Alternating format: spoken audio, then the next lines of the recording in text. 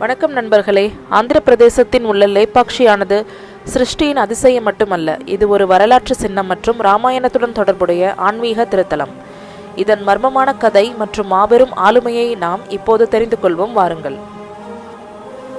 புராண கதைகளின்படி லேபாக்ஷி என்பது ஜடாயு, இராமாயணத்தின் தெய்வீக பறவை, ராவணனால் காயமடைந்த பிறகு விழுந்த இடமாகும்.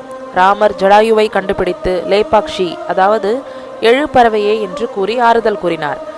இந்த சம்பவமே இந்நகரின் பெயருக்கு தெய்வீகத்திற்கும் தொடர்பாகும். விஜயநகர சாம்ராஜ்யத்தின் கீழ் கட்டப்பட்ட வீரபத்திரர் கோவில் இந்தியாவின் சிற்பக்கலை அபிவிருத்தியின் சான்றாகும். ஆடல்கள், இசையகங்கள் மற்றும் புராண கதைகள் இதன் சுவர்களில் அழகிய முறையில் செதுக்கப்பட்டுள்ளன. ஒவ்வொரு சிற்பமும் அந்த கால கலைஞர்களின் பெருமையை வெளிப்படுத்துகிறது.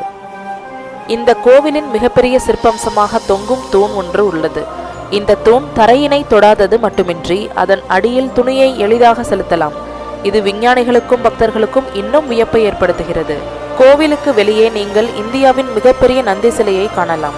இது ஒரே கற்களிலிருந்து செதுக்கப்பட்டதாகும். இந்த நந்தி கோவிலை நோக்கி நின்று பக்திமிக்க பார்வையை தருகிறது. இதன் சிற்பக்கலை நுணுக்கங்களை பார்ப்பது மிகவும் சுவாரஸ்யமானது.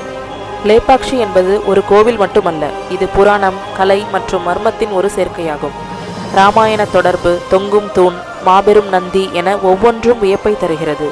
உங்கள் பயணத்தை திட்டமிட்டு இந்த தொல்லியல் சொத்துக்கு வருகை தரவும். இந்தியாவின் வரலாற்று பெருமையை கொண்டாடுவோம். வீடியோ பிடிச்சிருந்தா லைக் பண்ணுங்க, ஷேர் பண்ணுங்க, சேனலுக்கு சப்ஸ்கிரைப் பண்ணுங்க.